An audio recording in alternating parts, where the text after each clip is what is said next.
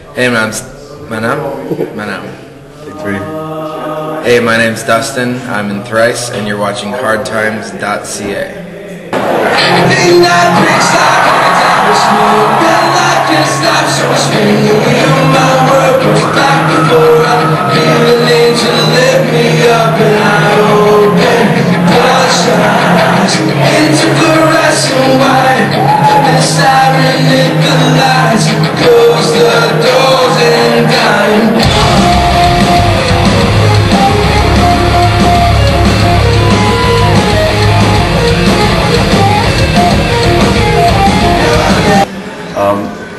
What is the concept behind the album?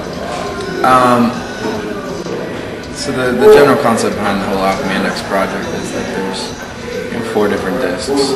2 are yet to come out. They'll be coming in April, but themed to the 4 classical elements: fire, water, air, and earth.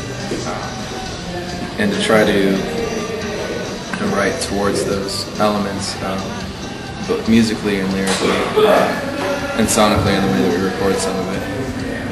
Just kind of as an experiment and something for us to try and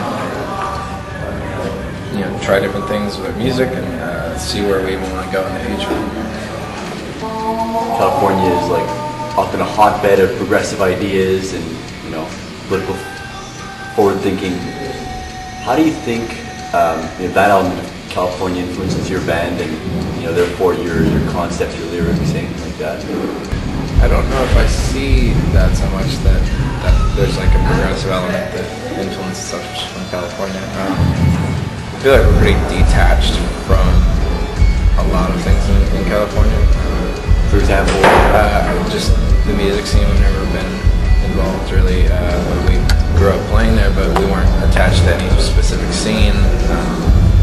I think a lot of music comes out there is terrible and superficial. I mean, that's like what Orange County is known for a lot is the superficialness. I mean, due to stupid TV shows and stuff. I mean, that's not the way that everything is, but there's that like fashionable side to it that we've never been into. And I don't know. I think that we're a band that identifies a lot more with East Coast bands, and people have always thought that you're from California. Like that's really weird. We should get along better with East Coast bands. There's I don't know, less pretension, I think, a lot of times, and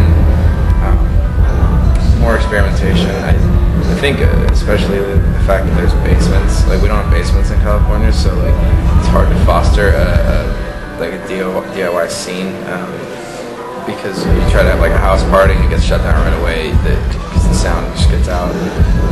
And then so the only place you have is like some local clubs, and some of those go away, and it's hard. Whereas on the East Coast, you have these basement scenes, you have like the ability to really thrive without anyone's help.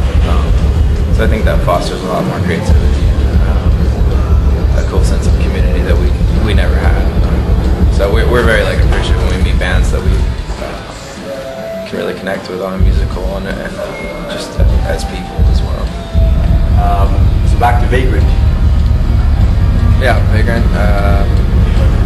Known Rich for a while, and he'd always expressed interest in us coming over there, so we knew we'd probably have at least a temporary home there. And it's a decent mid-sized label, small enough to where there's accountability. Who's actually working all the stuff. They can sell records, so we're happy there. Yeah. What's the future of music in terms of making it a sellable product? It's a good question. I really don't know. People are talking about subscription stuff. I'm not really a fan of that idea right now. But yeah, it's harder to sell music. People just want it for free, and I personally love iTunes. I love that I can, buy music from bands and support them, but do it very easily. And oh man, I really want to hear that record, and there it is. Most of the time, I listen to music on my iPod anyway. I think a lot of us do, and especially being on the road. So, as much as I like having a physical product, like I definitely value being able to quickly and cheaply, it's $10, buy these records. I think it's a good thing, and I hope that more people get into doing that rather than just stealing a bunch of records.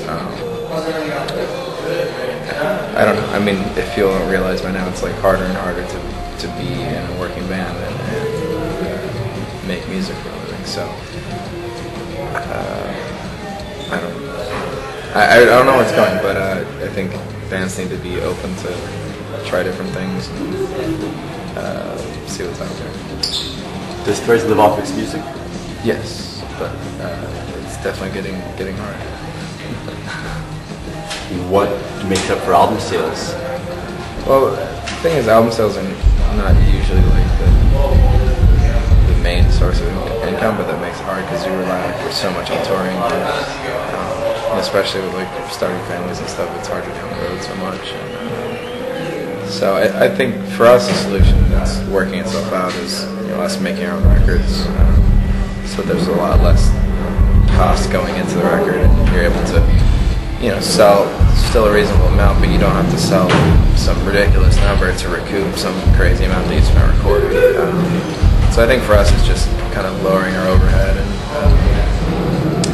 it's seeming to work out well, and we're really lucky to have Tepe, who's turning into an amazing engineer and producer, and so I mean, I guess everyone's not that fortunate, but I still think that it's going to have to move much more towards a more affordable recording. Well, that's very smart, to think about lowering your costs, Yeah, it's necessary. Yeah. So, I mean, we've made records for a lot of money before. It costs a lot to rent the studio, and it costs a lot to have a producer and all these different things and a big mixer.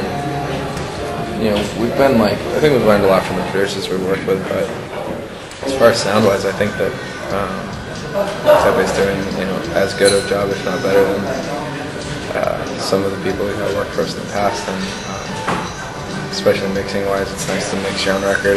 There's people have an idea of what a record's supposed to sound like, and it's not what we want our music to sound like. We had Andy Wallace mix The Artist in the Ambulance, and we all hate that mix more than anything. Like it ruined that record.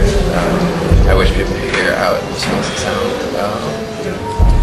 So that was kind of our first turning point in realizing that just because this person has a name for themselves and costs a lot of money, it's not like now it makes me wish I heard all like the records he's mixed by somebody else. Do you have any projects or books or friends who you'd like to plug? People can check out my brother's band. Called Alaska. It's interesting stuff. It's kind of like dancey. It's hard to describe. Anyway, they're starting to do pretty well. They have like a MySpace page. Some good local bands. From California, the Delta Spirit, which is great. They're on tour with Matt Costa, I think, in Canada right now. They're coming soon. Oshawa, AUSHUA. They're from our hometown in Orange, and they're really, really good.